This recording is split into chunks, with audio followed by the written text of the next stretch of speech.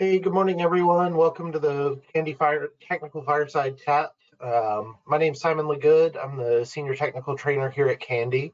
I also have Sarah Hughes on the line with us as we go through and talk about voicemail, call recording, and auto attendance this morning. A lot of great information that we're going to share with you. So we will go ahead and get started. We will turn off our webcam just to be respectful of bandwidth. We know folks are dialing in from all over the world, so we want to just be respectful of the webcams. All right. One thing, as we go through, make sure that, and many of you have done this before, but if you have questions, just put them in the chat and we'll respond to them as we go along. Absolutely.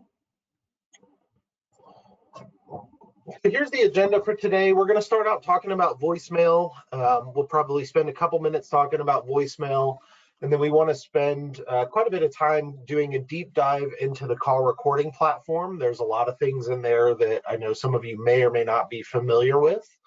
So we're going to go into call recording. We'll talk about some of the setup process, configuring user settings, and then we'll get into some of the features like live monitoring, pausing recordings, creating and applying tags, exporting the information, all of those kinds of things.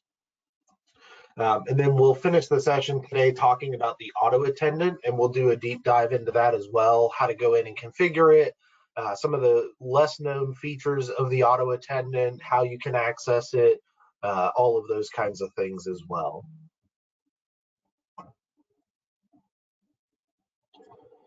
So to start out, we are going to go into the voicemail platform. A couple things with the voicemail. We tried to keep it concise here, but one of the primary things that I'd like to share with you guys is how to get your voicemail access number.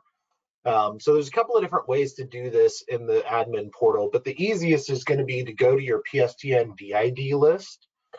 And from there, you can actually, in the search box, search for voicemail. And it should come up giving you what your voicemail access number is. Now, this is extremely handy when you're going to configure devices, or if you need to dial in to check your voicemail from outside your network. That's when the voicemail access number is going to be used. So that's a good idea to know what that number is so that you can use that as you're configuring things. Once you've got the voicemail access number, what you do at that point is go ahead and start configuring your subscribers to make sure that they do have voicemail boxes as necessary. So here all we're saying is go into your end customer, and you can look at their inventory. You can see whether or not the packages they have configured have voicemail enabled. If they don't, you can certainly add standalone voicemail. But you do want to make sure you have some inventory there.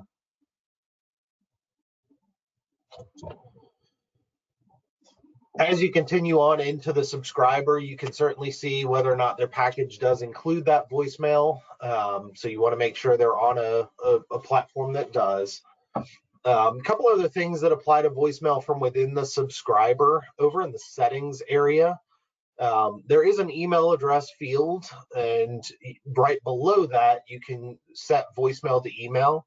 If you enable voicemail to email, those will come to the person's email address that you have listed in the subscriber. They do get attached as an MP3 file, so they would be able to play those recordings directly from their email platform. And then directly below that is the voicemail pin. So if you wanted to reset somebody's voicemail password, you can do that directly from there. Just update the pin and then save the user. Over on the right-hand side under Advanced, there is a voicemail services drop-down. So you have the option for selecting hosted, none, or premise. Hosted is going to be the default setting. So this is what you're going to use if you're using the Kandy voicemail platform. If you want to disable voicemail, you can select none from the drop-down. And then premise can be selected if they're sharing a mailbox amongst multiple employees.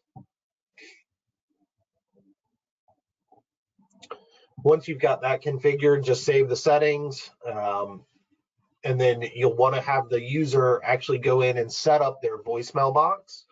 Once they've got their voicemail box set up, at that point, they should be able to go ahead and start receiving those messages. That initial setup by the subscriber is important because otherwise they'll just get a generic message saying that the voicemail platform hasn't been set up yet. So you do want to make sure they go in and configure it, reset their password, and then you should be able to go through the testing phase. Once they've gone through and done all the setup process, there's a couple other things that you can do here. So either from the admin portal or from the end user portal, you do have the ability of going into what's referred to as the message portal or the MSG portal. Here you have the ability of going in, playing your recordings. You can change your greetings, all of those kinds of things directly from the end user portal.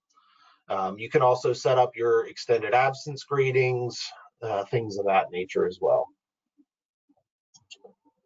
And then the last thing that I wanted to share with you guys, there are 4 different ways to check voicemail. So the first one is going to be, and the star code is going to change from partner to partner, but the default star code is *79 to access voicemail. You could also press the voicemail button on any of the AudioCode, Yealink, Cisco phones, Polycom. You can have end users go to the end user portal, and then under services and voicemail, they can get into the message portal to access their voicemails. And then the last option, this is an example of what that email looks like. So if they set up voicemail to email, they'll receive an email in their inbox showing the telephone number that the voicemail came in on, and then a copy of the recording.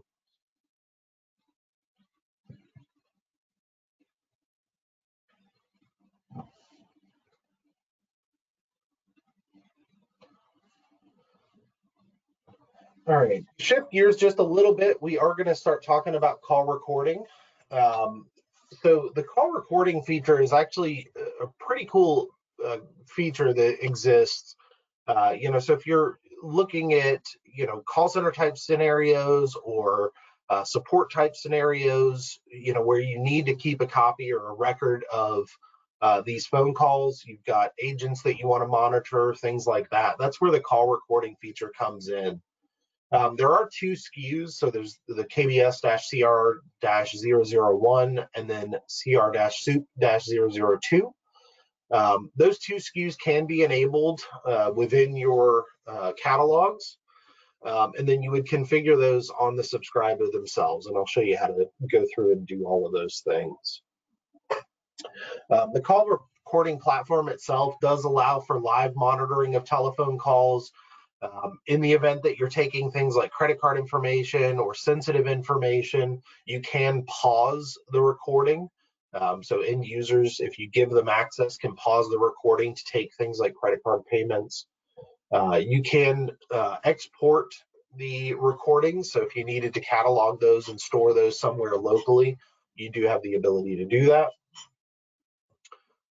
In addition, there's a tagging feature that we'll talk about. So if you wanted to categorize calls, things like happy customer or irate caller, or if we're talking about a sales organization, maybe closed sale would be a tag that you'd want to add in. But these are all things that you can tag a recording with that will allow you to then filter out those calls so you can save the ones that you need. And then lastly, there is a reporting section within the call recording area as well.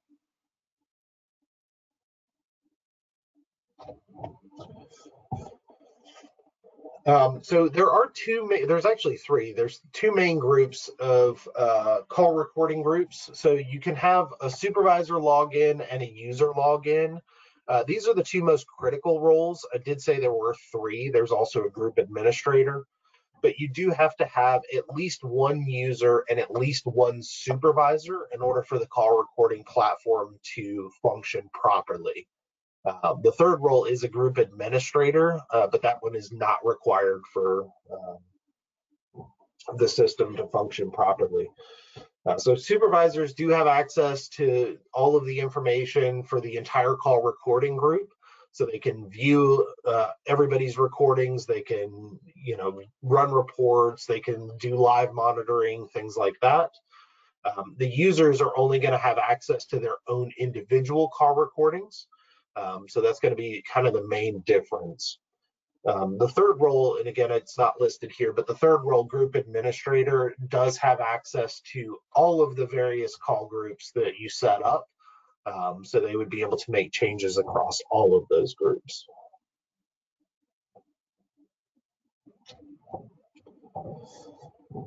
The first thing that we need to do in order to set up call recording, there's two different SKUs, as I mentioned before. There's one for users and there's also one for supervisors. So you want to increment an order or to add those to your inventory. If you don't currently have these SKUs in your catalog, the customer success team can help you out and get those added to the catalog so that you can then provision them. Once you've got those added to your inventory, you should then have the ability to go to fulfillment and then call recordings. It'll be a new section that we'll add to your menu. From there, you can add what we refer to as organizational groups. Now, these organizational groups are the different departments, for the lack of a better term, within your call center environment or whoever it is that you're trying to record. You can set up these various groups. To do that, you'll again go into fulfillment call recording, and then up at the top of the bar where it shows organizational groups, there's a little plus symbol. You'll check that or click that, and then it's going to ask you to name the group, and it's going to ask you to include which agents, or sorry, you'll name the group, hit the check, and that will create the group for you.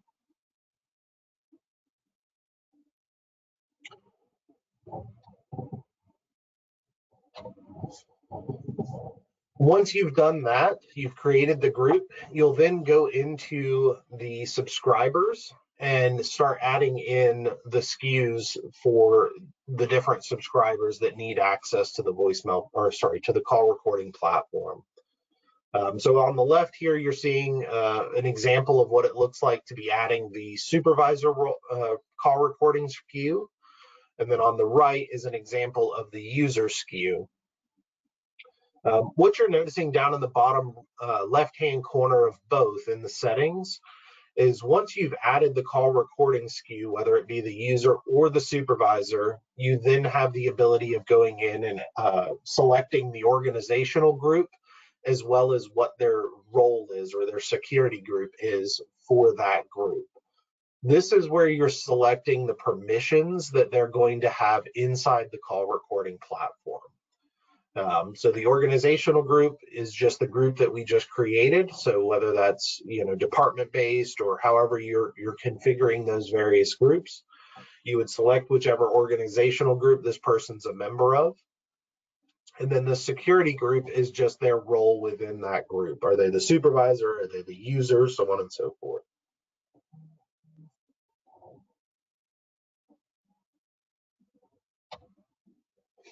Once you've done that, you'll go ahead and save the settings.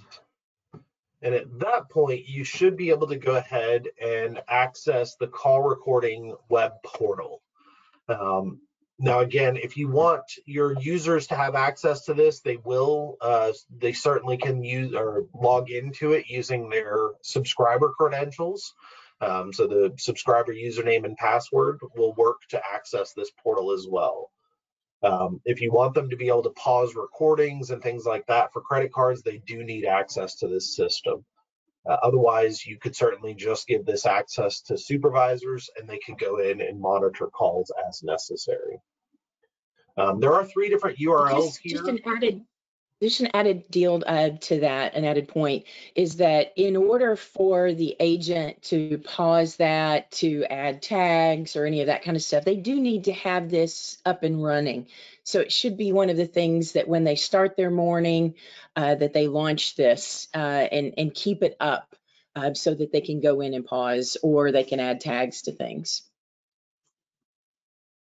Yeah, absolutely. Great point. So again, there are 3 different URLs depending on whereabouts in the world you are. So I've listed all 3 of those there for you. You can also verify the URL. So if you go into fulfillment and then profile, it should have your correct URL listed there as well. And then again, as I mentioned, it's the subscriber user ID and password that you would use here. So it's the same as the end user web portal to access this.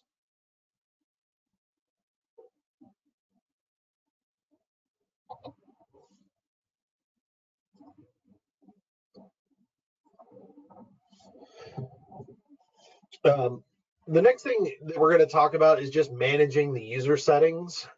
So again, supervisors and group administrators do have the ability to navigate to this admin tab in the portal. From there, they should be able to see all of the users. So supervisors would see all the users within their group, and administrators would see all of the users across multiple groups. Once you're in this admin section, you do have the ability of clicking on view next to the users, and that will give you the ability to go in and you can turn off recording for a particular person. If they're working on a special project for a day or something like that, you can stop the call recording. You will need to go back in and re-enable that once you're ready. Another thing to keep in mind here is if you're adding call recording to an existing user, you do want to go through and do a check sync on the phone or a factory reset on the phone so that it picks up the correct proxy address so that the call recording does work. And we'll talk about that again in another slide.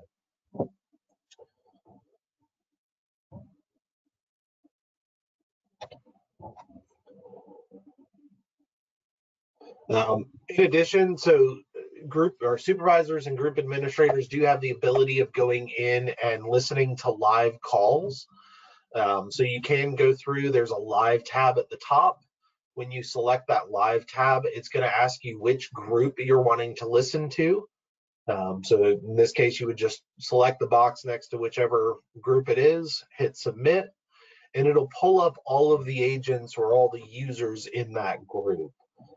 You can see in the screenshots on the right hand side here, when they are active on a telephone call, it does show up in red.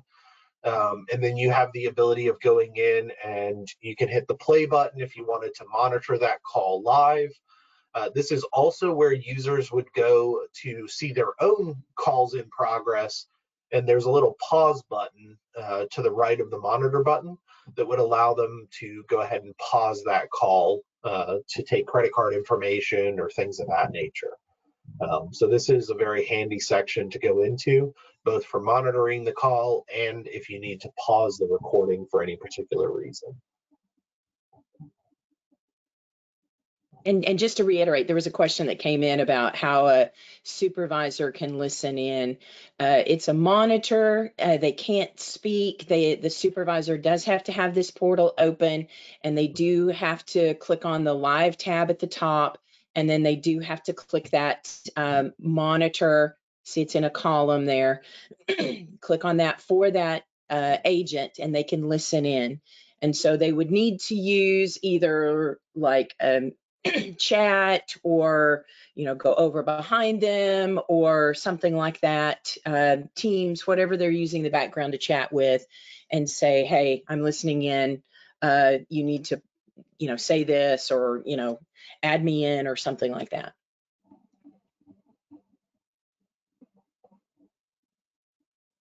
Awesome. Once you've got the users configured, another thing that you can do within this platform is you can add in tags. So under Browse, there's a subtab called Tags. This is where you can go to see all the tags that exist in the system. It's also where you can go to create a new tag. So again, you can create the tags however you see fit. When you click Create New, it is going to ask you to put in a name of the tag as well as a display name, and then a brief description of what that tag is used for.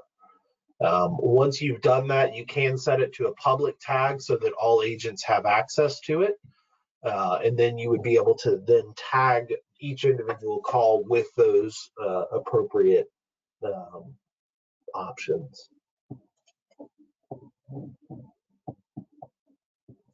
And again, these are really handy. Like, if you're looking at a sales organization, you could tag calls, where they've closed the sale, or, if you're needing to track irate customers or, happy customers. I put a kudos call tag is the one I added here.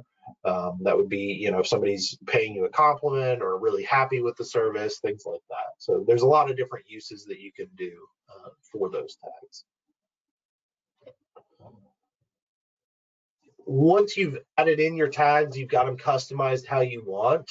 On the Browse section, this is where you would normally go to listen to the recordings. But from here, there's also a little tag icon over on the right-hand side. If you click on that tag icon, you can come in and apply a tag to that particular call. So the tag type is just the drop down that you would select to choose whatever tags you've created in the system.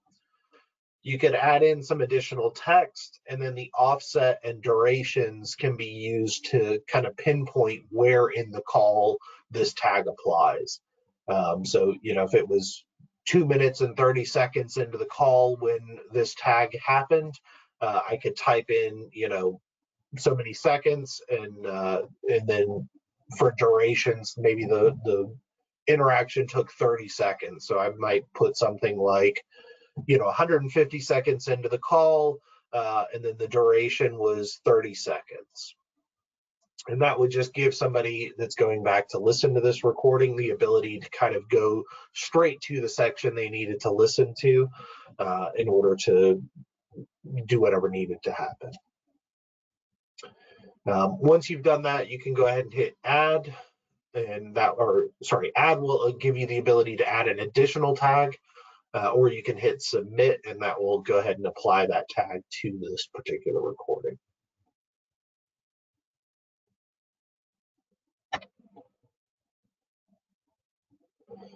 In addition, supervisors and group administrators do have the ability to export recordings. So if you needed to save those recordings for any particular reason, you can do that from the browser or from the browse section.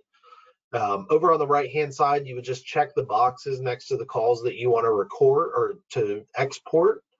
And then in the pick action dropdown, you do have the ability to export those the selected files. And that will download them to your computer so that you can store them locally on a hard drive or on a server, or however you want to manage that.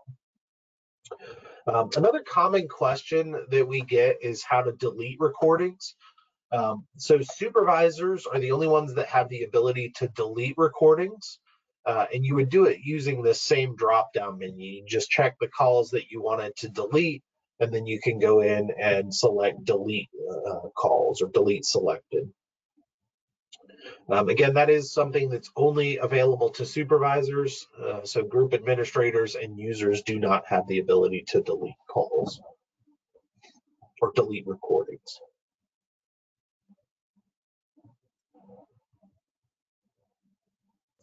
Another handy feature that you do have here is you do have the ability to email a call to someone.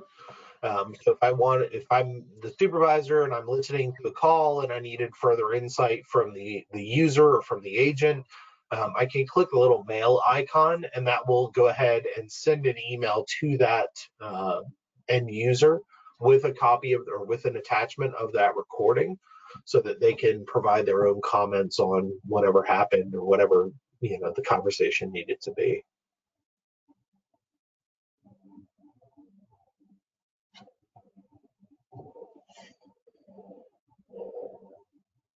The next thing that we wanted to look at within the call recording platform are the reports. So we're still in the browse area under recordings. You'll notice there is a tab at the top of the screen that says reports. If you click over into the reports, you do have several different options here to download reports. There's a stats reports, a recordings report, recordings per user, recordings per user, and then recordings report by user. So a couple of different options here. You can download them as PDFs, you can view them online as an HTML file, or you can download them as a CSV record, just depending on what it is that you wanted to do. I've given you the descriptions here for what each of those reports is intended for, but I would definitely recommend that you go in and download them and see which of them is going to meet your needs.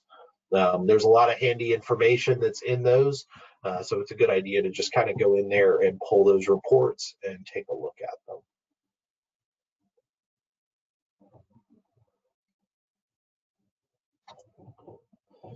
And then the last thing I wanted to share with you about the call recording platform is you do have the ability to view the stats area, or essentially the dashboard for the call recording. So you can come in here, you can see how many calls are in progress, you can see how many calls are currently being monitored, how many calls were recorded for the day, all of those kinds of things. So it's a nice little dashboard that you can look at just to get some overall or high level statistics of what's happening.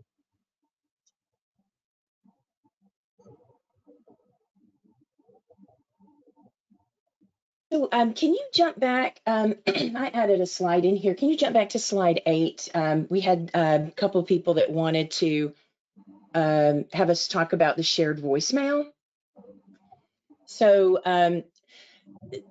there is the ability to have a mailbox, a standalone mailbox that can be shared by multiple subscribers. And so apologies that we didn't cover this, but we've added it in here. So if you'll go to the next slide, and we did talk on this, that you can go in and we do have a SKU. The newer accounts probably have KBS VM-003. Otherwise, you may have another SKU, but it's basically the same thing under the hood. But basically, it's a standalone mailbox or a department mailbox. So you'll want to go create that. And you don't need to give it a direct telephone number, a DID or a DDI number. Just give it a non-DID number. It means that it's not dialable or routable from the outside world. You only get to it by maybe as an overflow from a UCD group or Hunt group or some other means. So if you'll go to the next slide, this is how you make it work. Can you flip there? All right, so as Simon mentioned before, under the voicemail service, you go build your subscriber, okay? But you don't want to have their own voicemail. You want them utilizing the shared mailbox and the one that we just created. So you go to the bottom right under the advanced area, and where it says voicemail service, instead of hosted, which is having their own mailbox, you're going to say premise. So this is kind of a behind the scenes deal. And what you'll do is you'll leave the voicemail server blank. Don't put anything in there, but under the voicemail number, that's where you put the department mailbox that's going to be shared by all of these people. So perfect example is an inside sales team, maybe instead of having their own personal mailbox, they all share this one mailbox, and it's got voicemail to email to a shared email or a distribution list, and everybody gets it. Maybe you even have voicemail transcription turned on so they can see it. But it absolutely is a way that you can share a mailbox. And you can also, I think, up to maybe a handful of those can also have the message waiting indication on the phone. So I think you have to go in device parameters and put that, but we'll share that in the replay messaging on that. But did want to cover this. It's a way to have the same mailbox shared by multiple people in a department. Instead of having a personal mailbox, they're sharing one mailbox. Okay. Didn't get that. So go ahead, you can flip over to the auto attendant now. Thanks. No, awesome. Thanks for adding that, Sarah. That's great information. All right, give me a second to flip through the slides. Sorry about making you seasick. All right, so the last topic that we wanted to talk about is the auto attendant. So there's a lot of useful things in the auto attendant that you may or may not be aware of. So first and foremost, just an overview of what the auto attendant is intended for. So this is essentially our IVR solution. It allows for you to have callers route into a particular telephone number and then be presented with a menu option based on whatever it is that your business needs. So you can have them route to various departments. You can have them, play business hours, dial by extension. There's a lot of different options in here that you can configure. One common thing that folks don't know is the way that the IVR system works is it does play the menu option through twice. And if no button is selected, it will route to whatever the zero out option is. So zero out is not configured. It will then route to the auto attendant mailbox. So they can leave a voicemail for whoever checks the auto attendant's voicemail box. That being said, if you do add in a zero out option, once the menu plays through twice, it'll route to wherever you dictate the zero out to be. From within the auto attendant platform, you do have the ability to record or play menus so that you can kind of hear how that works. The initial configuration of the auto attendant, there's a couple of different SKUs that you will want to make sure are added to your catalog and then likewise to the customer's inventory. The default auto attendant is just default -184. This is a SKU that comes with every SMB, so each SMB would have one auto attendant for free. If they need multiple auto attendants, you do have the ability to add in additional auto attendants. And then there's also other options available as well, such as auto attendants with no voicemail, things of that nature. So there's a couple of different SKUs over on the right-hand side that are also applicable for auto attendants.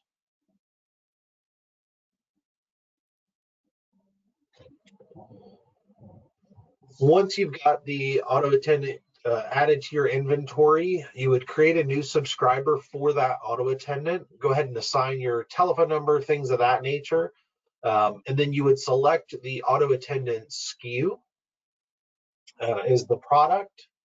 Once you've got that configured, you can go ahead and save the user. And then to access the auto attendant platform, you can click straight into the message portal button, and that will take you into the auto attendant. And that's where you can go to make all your configuration changes and things of that nature. So once you've clicked into message portal, it is going to take you over to the main auto attendant screen. This is a little bit confusing if you're already familiar with the voicemail platform, because that also uses this message portal button. But when you've got the auto attendant product selected, it will route directly into the auto attendant platform rather than the voicemail platform. So same button, just it acts differently depending on the product that you have selected for the subscriber. From here, you do have a couple of different options on the main screen. You have the ability to go in and check any voicemail messages that have been left. So if you're using the auto attendant has voicemail, this is where you would come to check those. You can also set up voicemail notifications. So if you wanted those to route to an email address or something like that, this is where you could go to set up those notifications.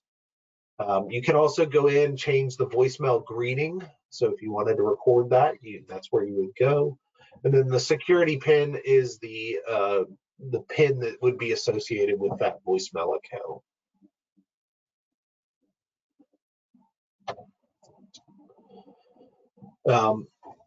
Once you've kind of gone through and set up the voicemail and all those things, the next step would be to go ahead and configure the menu options.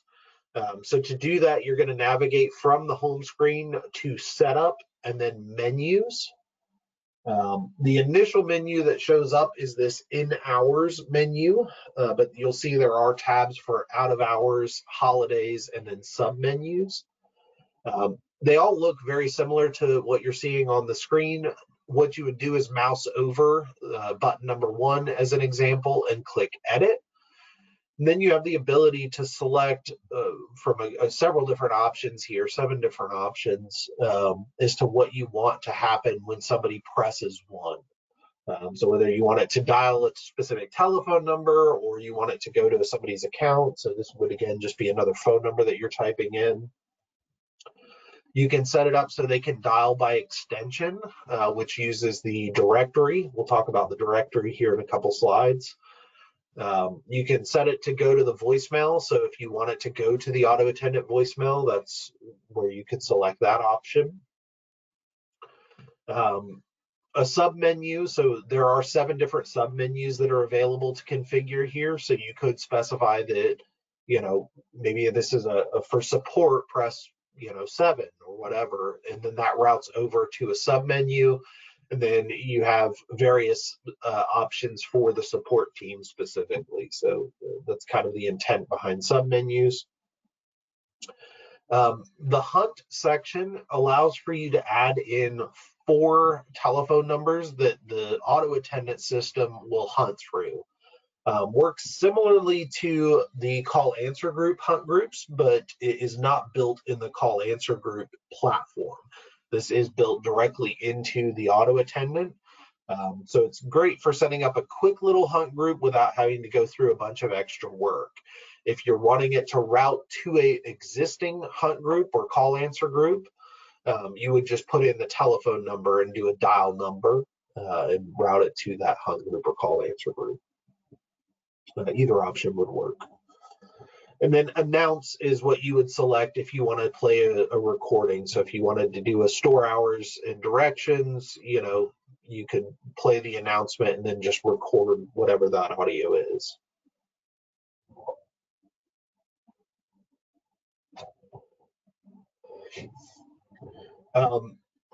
So this is talking about the directory. So we talked about the dial by extension option as one of your menu choices. If you wanted to go through and configure the directory, there are 2 different ways to do that.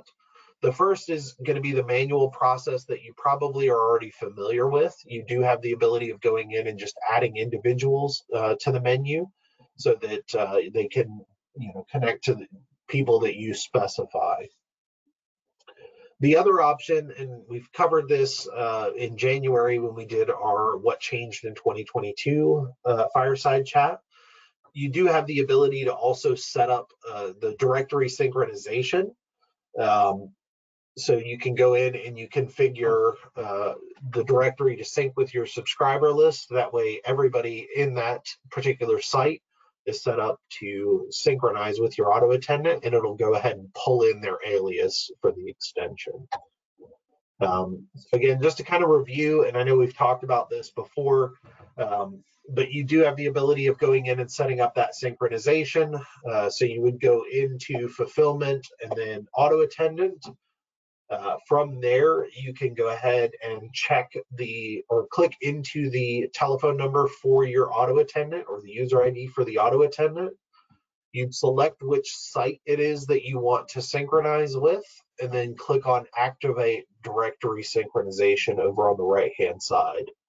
One handy trick that you can use this for is if you didn't, for example, want your C levels or your VP levels to be included in that directory sync, you can just create a sub-site, a logical site for those particular subscribers, and then don't sync that logical site, right? So they'd still be attached to the main site or the parent site, but you don't have to, you could add them to a specific site for C levels or VPs or whomever you don't want receiving directory calls.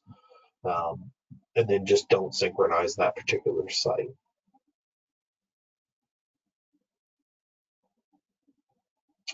Once you've configured that, you'll see that it does automatically sync over to the directory within the auto attendant platform. It's going to go ahead and pull in their telephone numbers, their extensions, their names, all of those things. You would want to come back here and add in recordings for the names if that's important to you, so that each of those names would have a recording in the auto attendant platform.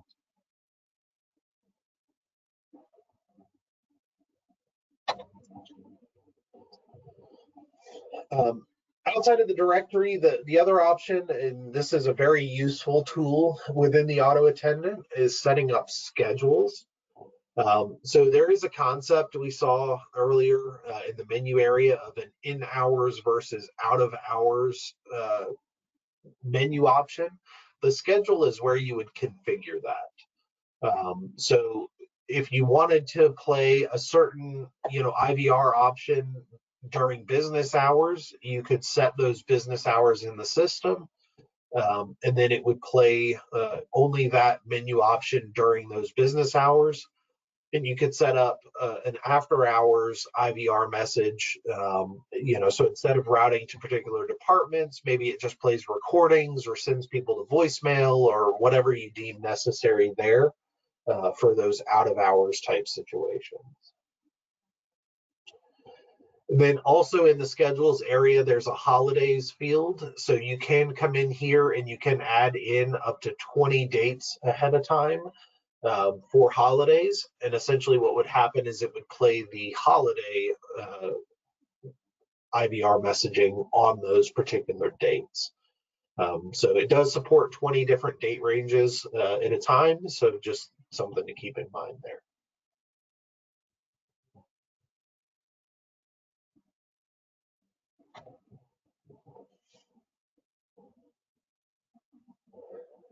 And then the last thing that we wanted to share with you guys about auto attendant. So there are 3 different ways to change the auto attendant greeting. So you can record the file on your computer and then log into the admin, fulfillment, and subscribers and upload the file directly from your computer.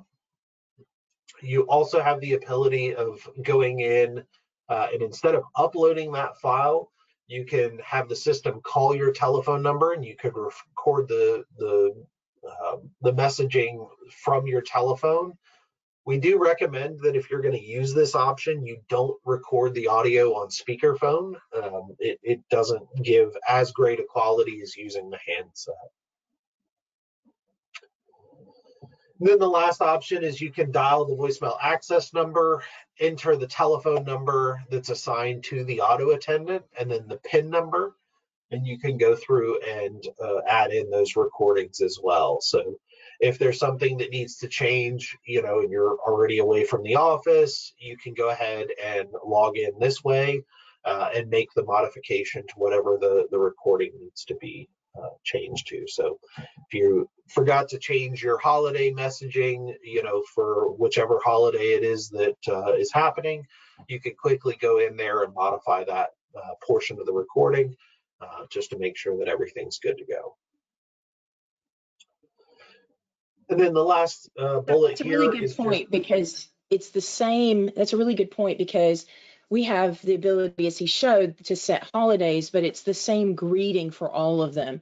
And so you absolutely want to go in and change the announcement for that, unless you want to keep it generic, we're off for the holiday.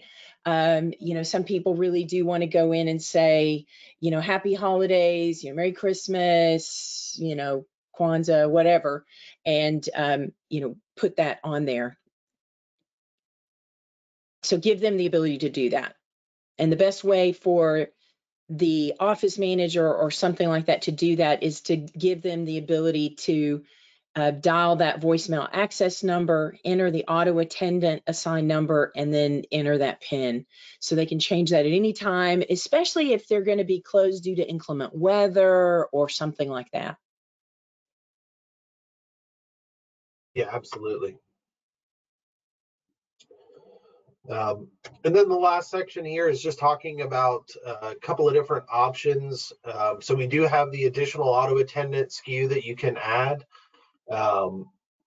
It does come with a voicemail box associated with that platform. There's also SKUs available if you wanted auto attendant without a voicemail box. And then there's also a couple of other options, simplified voicemail menus, things like, or simplified IVR menus, things of that nature. So if you have questions about some of the additional options within auto attendants, like no voicemail box, definitely reach out to the customer success team. I've given you their email address there, and they can get those set up for you and added to your catalog so that you can start taking advantage of some of those additional options. Yeah, and let me just reiterate the fact that there's greetings for the auto attendant. There are three. There's the on hours, business hours, there's the off hours greeting, and then there is the holiday greeting. That's what you can dial in, put in the auto attendant number, the PIN, blah, blah, blah, and all. But then there's also, like he said, there's this concept of a mailbox with the auto attendant, and some people call it a general delivery mailbox. And so that is used if you don't have a zero out option, then, sorry. Oh, you were going back there. So if you don't have a zero out option created in the auto attendant, if you can go, yeah, where that is. If you don't have a zero in here set at the bottom, then it will play it a couple of times and then go to that general delivery mailbox, okay? And so if you wanted to override that and get rid of it, you could absolutely set a different zero out option. But if you can go back to that slide there, Simon, that we were on. The last slide? Yeah, where we were, yeah, right here. But it's a really, really good idea to set up a speed dial on that operator, the receptionist, and or office manager, backup receptionist phone, whatever, giving them the voicemail dial-in number, you know, including the auto attendant and the PIN. You can set that up with pauses and stuff like that with within device parameters if you can't do it manually in the speed dials. But that way they can just one-click access, go check the voicemail, the general delivery mailbox. They can also change greetings, you know, due to inclement weather, whatever it is. But if it's going to be due to inclement weather, they're not going to be in the office. So they need to put that in their mobile phone. So when you train the operator, these are great things to make sure and have that person put in their mobile phone so that they can speed dial that and they can change that greeting as needed. Okay. Awesome. Now, the last thing that we wanted to cover are some additional webinars and just kind of update you on things. So obviously today we had the voicemail auto attendant call recording, but April the 13th, and you can go on our website and register for these. The link is above, kandy.io/events. And we are going to be introducing the Skyvera team at that point, and we'll be taking questions and all of that. The agenda on that and the attendees still to be finalized. And then the next webinar after that is managing your partner admin. As we've done a lot of the SKU cleanups, we noticed many of you don't understand the process to delete and remove accounts and customers and stuff like that in your admin. But there's some other tips and tricks that we'd like to share with you too. So that's set for May the 16th. And then, of course, the introducing the Skyvera team to the partner community, the Kandy partner community. So anyway, thank you very much. This has been recorded and we will be sharing this out very soon along with the slides. We hope that you found this valuable and we will talk to you soon. And if you have any questions about our training, it's kandytraining@kandy.io.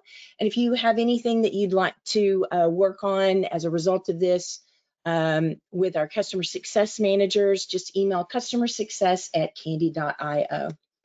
There was one thing, holidays support up to 20 dates within, I believe, a 1-year period. So you do have to change those every year. So thank you, Earl, for that. Another thing that I was thinking about, when you upload these greetings, I believe the system will tell you the file format and size of those needed. So, and it's also in the administration guide that we have for organizations. Okay. So again, thank you very much for your time, and we'll be posting this, and you can, if you found this valuable and you think there's other team members that would also find this valuable, when you get the email with the replay, you can share that with them. Thank you so much. Thanks, everyone.